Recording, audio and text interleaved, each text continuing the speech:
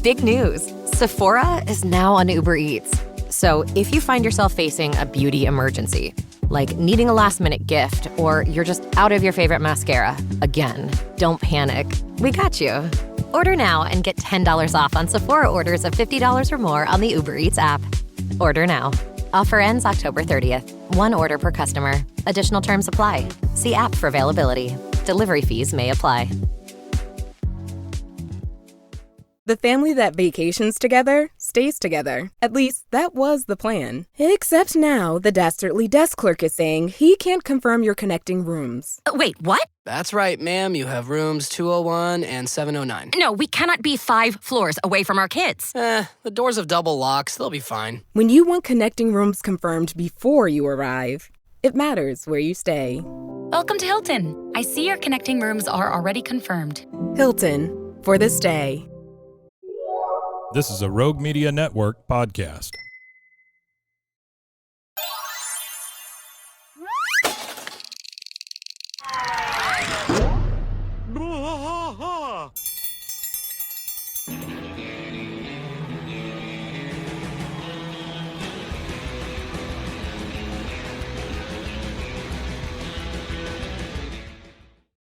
Hey there, welcome to King of the Hill podcast. I'm Mike. And I am Rusty. That's Rusty coming to us from another dimension. How are you, Rusty? I'm somewhere in the Twilight Zone. There's Artie. How you doing, Artie? I'm in between here and there and yesteryear. They control the horizontal. They control the vertical. Yeah. So we just finished up with season 14. We did. We did a really good job. It was 14 weeks of just King of the Hill. I think 10 weeks, but yeah. We 10 weeks, not 14. 14 season, 10 That's weeks. Right. That's right. Yeah. We I think going into this, just as kind of a little bit of a recap, we didn't really know what to expect. We didn't know whether they were just going to crap out something and not really care because it was a money play, or with all the people that unfortunately have passed, how they were going to address their voices. Thankfully, they didn't go to AI. They just went to another actor, which is great. Artie says he sent season 8, episode 1 notes. I'll tell you this, Artie. We were absolutely planning on doing season 8, episode 1. But I was part of a sleep study 2 nights ago, and it kicked my ass. Like, I was so friggin' tired yesterday, and I didn't even realize I was tired.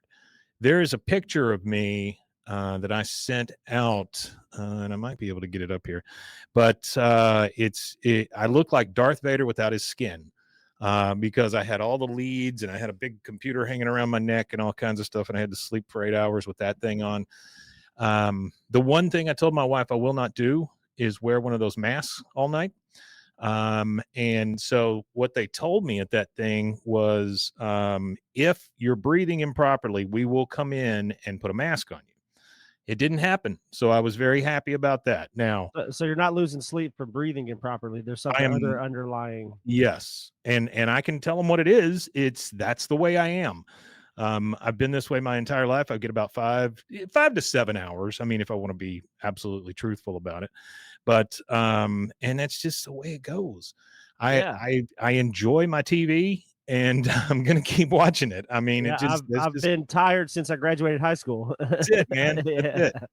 But having said that, I felt like season 14, and this was Rusty's idea as well, that season 14 needed a proper send off, because honestly, well, it's just going with the trend. We've done this now pretty much. I don't think we did it at first, but we started taking a breath in between seasons just to like give everybody just a pause and like, kind of recap what we went over, what our favorite moments might have been, that kind of stuff. Yeah. Yeah. And I think this one certainly deserves it, because honestly, if I'm being 100% honest with you, I think season 14 was better than probably the last 3 seasons of King of the Hill, the regular 7, show. I would say 7 seasons. Cause I'm not, like I said, I'm not a big fan of 8 through the end. So that was really what I wanted out of King of the Hill, waiting for, since I was 19 and now almost 40 getting it. So it's like, I've really wanted it, and they gave it in a way that made sense to me. Yeah. I know it didn't make sense to a lot of people, and I think a lot of it is cultural things in Texas that a lot of people don't understand, Yes. like Hank being in Saudi Arabia. A lot of people don't get that. And if you're from Texas, I mean, I've said it throughout the 10 weeks we were going through it. If you're from Texas, it's something that you understand. It's something you know that happens in Texas out in the oil fields and gas fields and stuff like that. People end up in different countries making tons of money in consult positions and stuff like that. But That's right. you know, I was skeptical at first when you had Peggy saying the F word in the leaked scenes and stuff. I was like, is this just going to be Peggy and Hank dropping F bombs and middle fingers and stuff like that? I was like, are we taking them out of Saudi Arabia? And it's kind of funny, Saudi Arabia suburbia to the trailer park. Like, do they go from suburbs to Saudi Arabian suburbs now? Like, are they going to be gutter trash? So I was kind of skeptical about that, but they did it tastefully. That wherever they had her cursing at just seemed proper for what. This is the same Hank, same Peggy that we left off with several years ago, and I, for one, maybe a little freer. I think they're a little freer now. Yeah. I think they're a little more open than they might have been. I don't see Hank sitting down at a Japanese charcoal barbecue restaurant prior to this. If it ain't, it ain't happening. Well, honestly, now the only reason he's doing it is because it's his son. So, I mean, that's okay. And I think that's okay. Yeah. I don't think he would have done it for his son before. I don't think he would have eaten charcoal. Well, he did eat there is that one episode where he did eat a charcoal he didn't burger. know it. I want to say he did, but he didn't know it. So, but he did admit it was better. So he knows in the back of his mind that charcoal actually tastes better, but he is a propane man. That's right. It's like being working at a Ford dealership, but you know that Chevy is better, but you just continue to drive Fords because it's what you sell. You love them. Yes. All right. So what I thought we would do is do a little recap on season 14, episode by episode, because there's only 10 of them. Not too many. It started August 4th, 2025. It is the first one that's on Hulu. I will say that the first show that I remember making this sort of switch from broadcast TV to a streaming service of any sort was Community.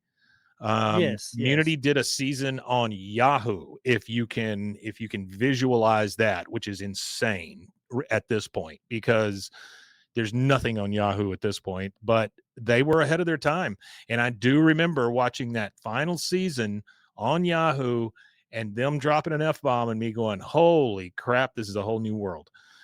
Because and now you see it all the time. Like, my wife watches all those NCIS, all the CSI stuff, and a lot of those have moved to either Paramount or one of those streaming services. And when they do, all bets are off. You see these same characters that used to say gosh darn saying other words now, and other situations, lots of more sexual type situations and things like that. And I'm a guy who I understand that's not for kids. I get it. And I think that the biggest problem we have in this country is us letting our kids be feral and just kind of doing their own thing, which kids got to be reminded about homework. Kids have to be reminded about rules. They have to be reminded to wash themselves, things like that. You can't just let a kid raise themselves. Yeah, no, for sure. You can't. And I think a lot of it is technology, advances in technology and stuff that are making that worse. True. Yeah, it's real easy to sit your kid down in front of an iPad and just let them go. Anyway, I am all for it. I think it has added to these shows, and the ones that want to be a little more creative about things, they get that creativity, because it used to be the only place you could do that was like HBO or something. Yeah. So let's talk about this. August 4th, every one of these episodes dropped. They dropped 10, which is new for King of the Hill. Also, episode 1, season 14, episode 1, Hank and Peggy move back to Arlen and struggle to readjust to their old life. Bobby runs into a childhood friend in Dallas. It was a great setup. Him getting off the airplane, kissing the ground, figuring out. Oh, that was perfect. Yeah, him kissing the ground was just like, Hank. Not only That's like that, a but Hank like move. looking around in the airport and everything's fancy and it's all changed there now.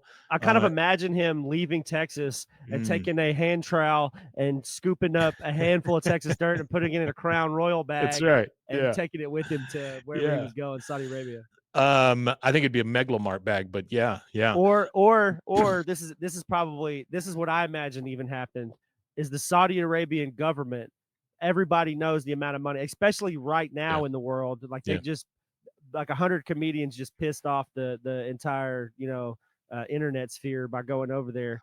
Yeah. But I thought it would be funny if they had a contractor that came and specifically shipped tonnage of Texas dirt, and that's they said, we'll build you a house on Texas dirt if you come to Saudi Arabia. That and seems Hank's very house much is actually on Texas dirt. That seems very much like a Dubai type thing, like they would do that. Definitely. I was born on an Air Force base in Taiwan. So, the 1-to-1 there it's basically it is American soil because it's a US Air Force base, absolutely.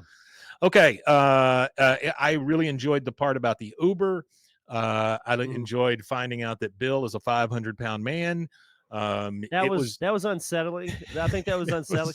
I was kind of upset that they went that direction with him, honestly. Yeah. I really wanted it to go the other direction where Bill kind of like comes up out of a funk and he's like he's doing better and stuff like that. But I guess if they want to stay true to 13 seasons of King of the Hill, you got it.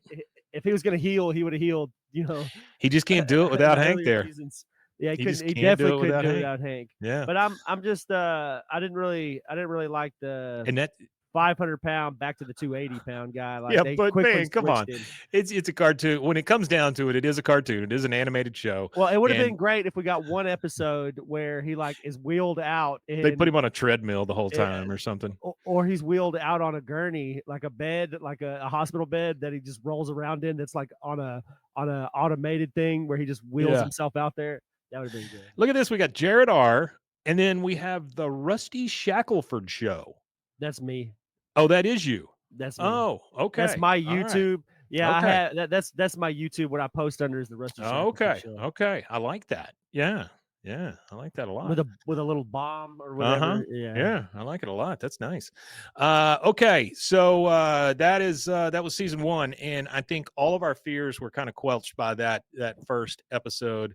We found out that it was what we were hoping it would be. Also, remember that right before this, we had interviewed Jonathan Joss for the last time. Nobody knew it was going to be the last time, but we went into this with a lot of fears. I mean, it was electric going into this for sure. It was positive and negative. There's a lot of ions going around for sure. Yes. Going to the event, having a hell of a time at the event. Mm-hmm. The whole controversy surrounding the event, being a part of that, and not even just being a part of it, being an intimate part of it later on as well. And then all the aftermath of that and getting to talk to and meet a few people that were in his sphere.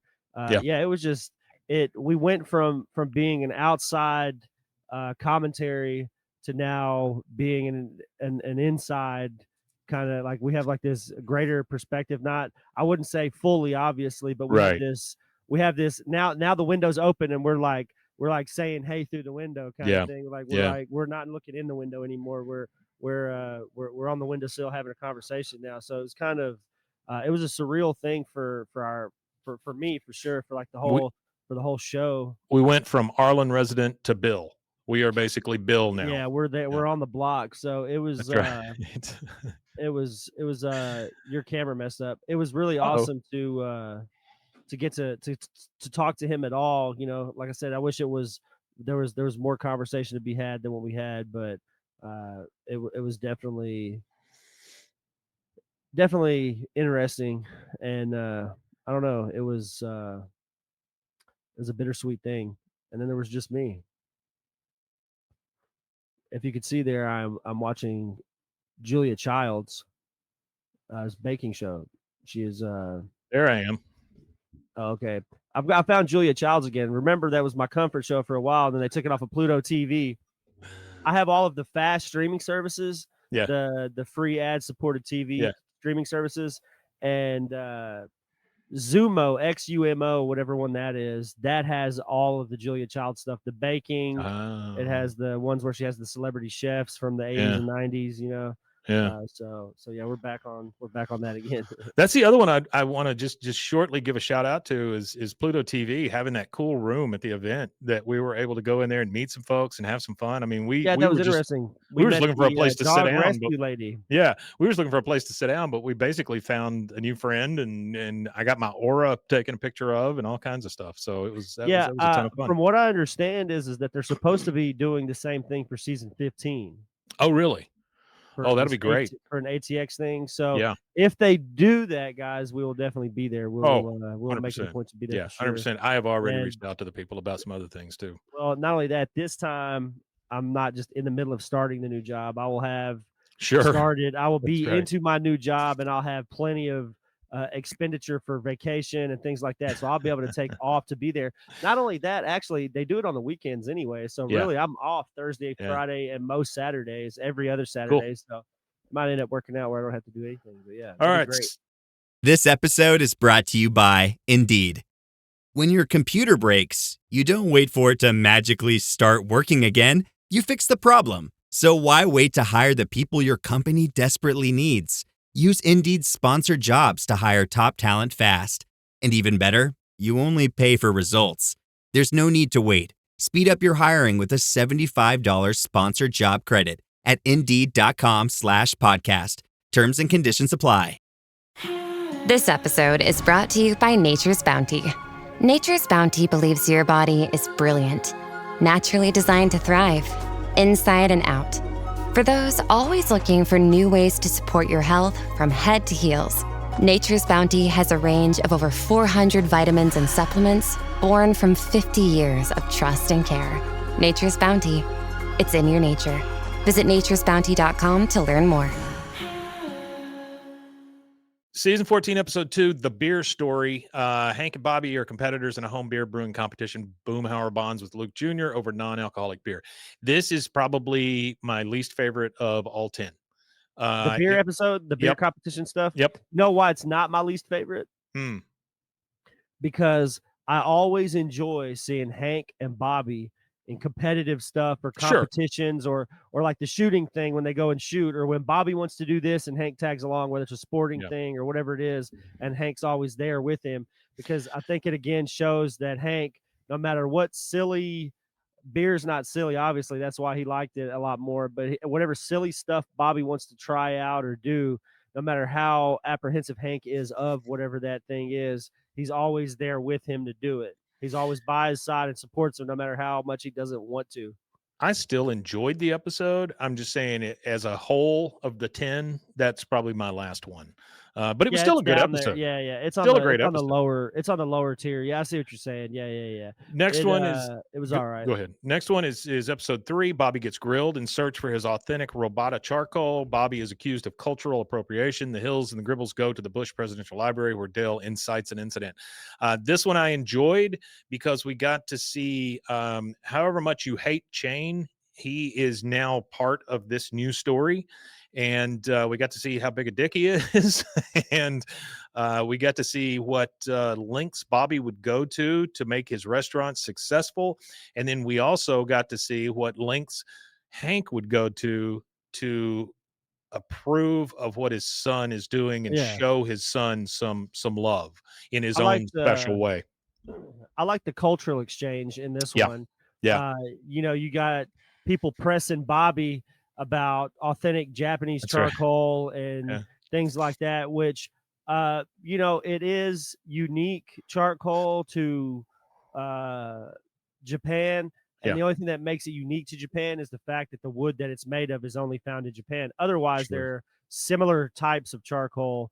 It's not like the Japanese discovered charcoal. It's a specific wood charcoal that's made. So that's what you get, the specific charcoal for the specific flavor, which is what charcoal and wood and smoke is all about. That's why propane is not as good, because tasting the heat, as Hank says, is actually a style of I don't want to say seasoning, but I guess it's kind of a way that you could make your meat taste different or better or whatever you want to call it. Taste the meat, not the heat.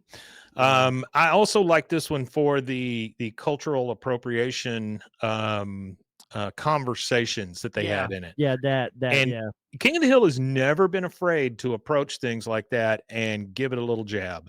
And it was a really good way to do it in this one. Yeah, because it wasn't even a Japanese. Well, he was a Japanese man, right? But it wasn't even a traditional Japanese man. It was an American Japanese, a guy who was half Japanese kind of thing. So that's what I appreciated about it is that it showed the diversity of culture in America. You know, you might grow up in a 2-culture household. Your dad might be an American, your mom might be English in my situation, or your dad might be from the middle of India and your mom might be from, Vietnam or whatever. Right. Like that's what America's all about, is this melting pot kind of thing. And I think that this particular episode really kind of like speaks on that, even though everybody's kind of like pressing him at first. They're like, oh, okay, you're not appropriating anything.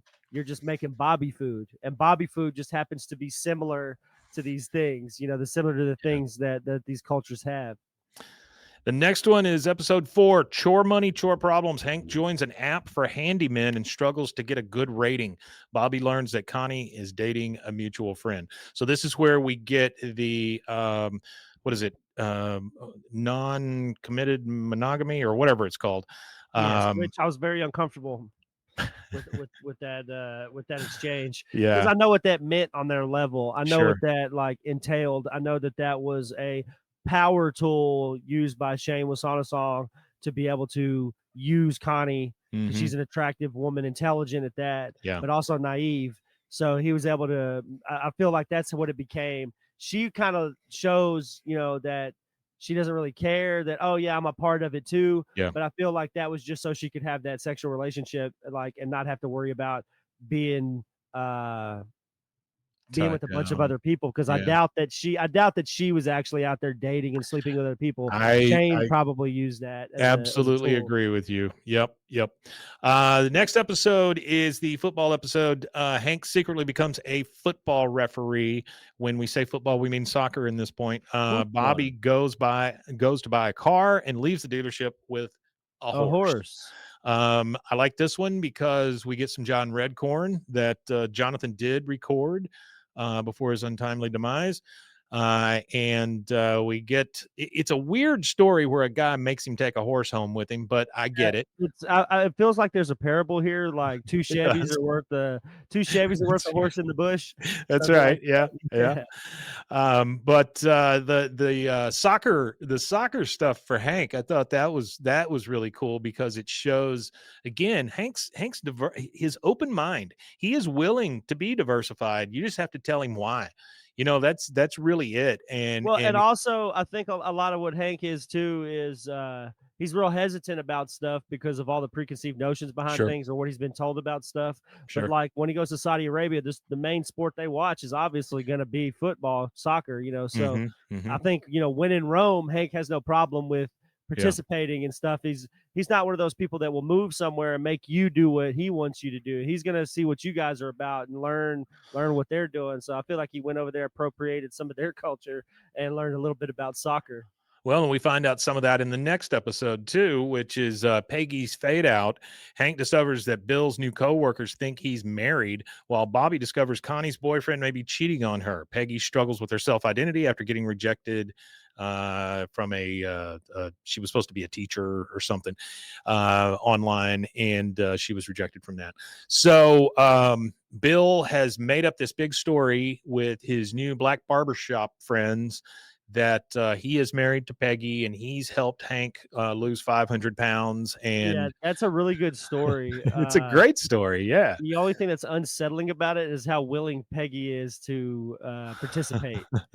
That was the only thing that I really did not appreciate about that episode, is her willingness to carry on with the charade and also like egg it on. Peggy's egging on the man's mental illness, and I didn't really find somebody that too cool. All Peggy wants is somebody to point the camera at her, and that is exactly what it did. And then at the end, it bit her in the butt once again. But great episode, great Bill centric episode. I enjoyed the fact that Bobby and Connie kind of came to terms in this one. She's like, yeah, no, he's going and seeing other people. That's when they have that big conversation. Bobby's okay with it. And then it also gives Bobby an open door to reintroduce himself to Connie. And we see that in some later episodes. The next one was episode 7, Any Given Hill Day. Bobby tries to bond with Hank at the Dallas Cowboys fantasy camp, but Willow interferes. Peggy starts a lending library in effort to bring the neighborhood together. So the Peggy part of the story I really enjoyed because of the bed bugs. That was fun to see that she was trying to do something good, but she brought bed bugs to the entire neighborhood. And then that, of course, gives us a lot of Dale, which is always wonderful. But the Dallas Cowboys football camp, the funny thing about that is the day that we reviewed that one, I think it was either 2 days before or the day before, Micah Parsons left the team and went to the Green Bay Packers. So we're watching an episode that's already out of time. You know? Yeah, we did mention that. Yeah, we did mention that. Yeah. And actually, it was kind of funny. I was walking through, I want to say it was Walmart. Yeah. Because Walmart has since, I don't know, they seem to have partnered up with some better companies for clothing and stuff like that over the last few years. There was a bunch of NFL licensed jersey, like actual NFL licensed gear at Walmart, and it was like Dick's was offloading all the Micah Parsons jerseys and shipped them over to Walmart and let them put them up for a discounted price. But it was all Micah Parsons jerseys, or at HEB there was like a bunch of Micah Parsons Funko Pops or something, like all on the shelves. You can go over to Walmart. You can go over to Walmart and get your Super Bowl loser shirts, you know. That's a collector's item, because what's going to happen is Micah Parsons is going to get a Super Bowl with the Green Bay Packers, and he's going to retire as a Cowboy. He's going to go over there for a year and retire. Yeah. And that's going to, that's going to have some value with his signature on it if you can get him to sign it. That's probably right. The next one, conscious uncoupling. So this is the one where we, it says Supa News and Phones throw a lavish anniversary party to hide a secret that only Hank knows. Bobby is stressed out catering the party while trying to help Connie. So we find this out. This one's kind of wild. It is nuts. Yeah. Yeah.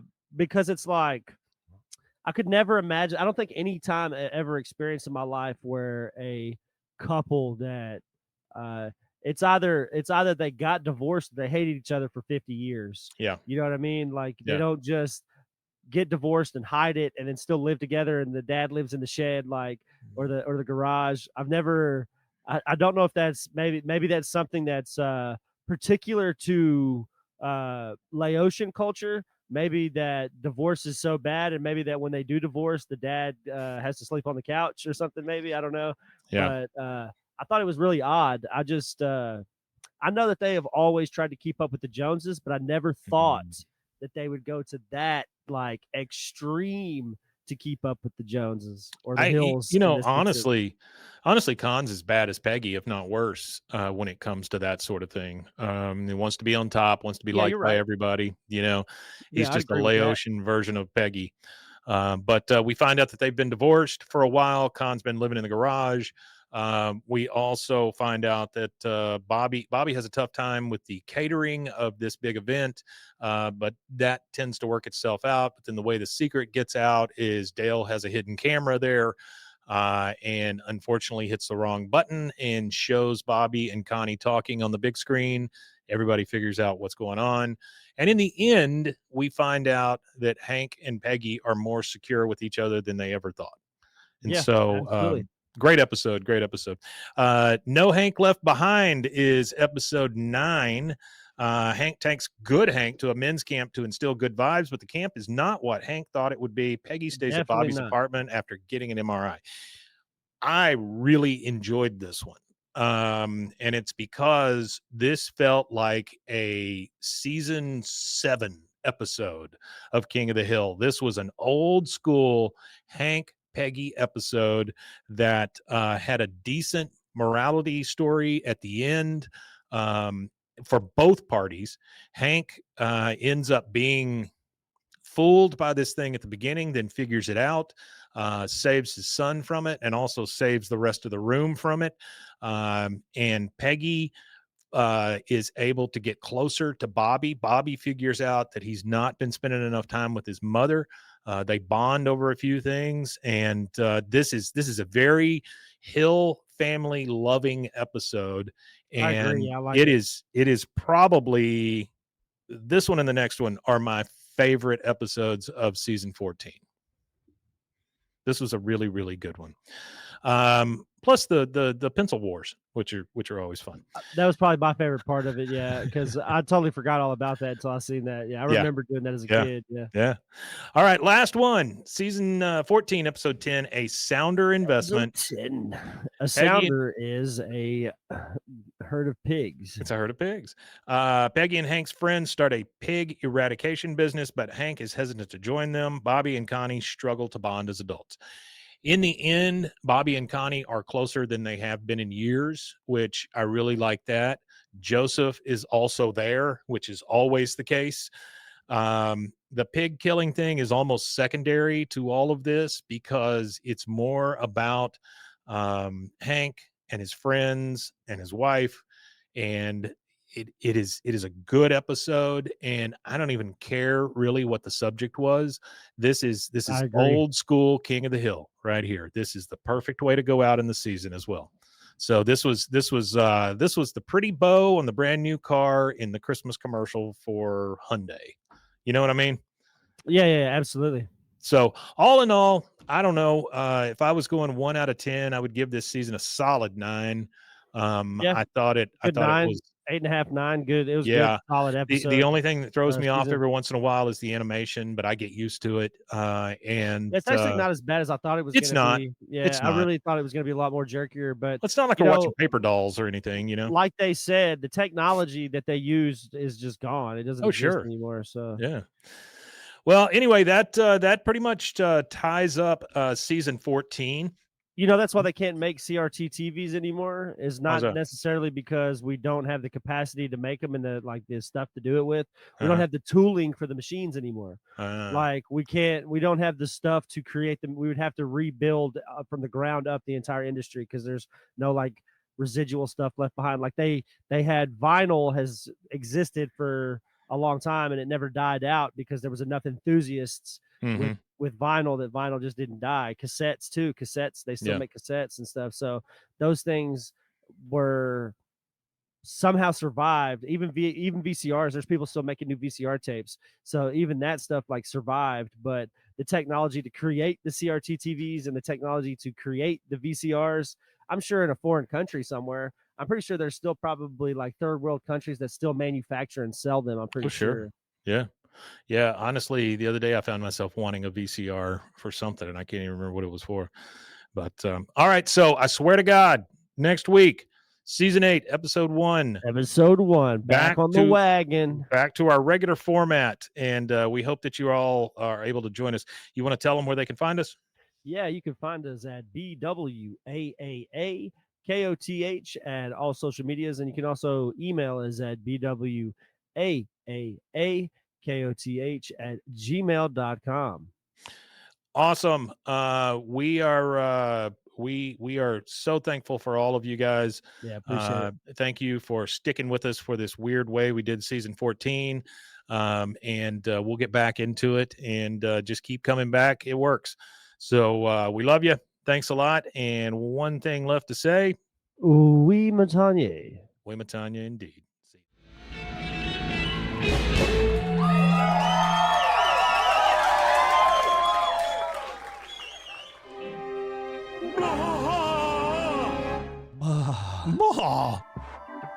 This has been a Rogue Media Network production.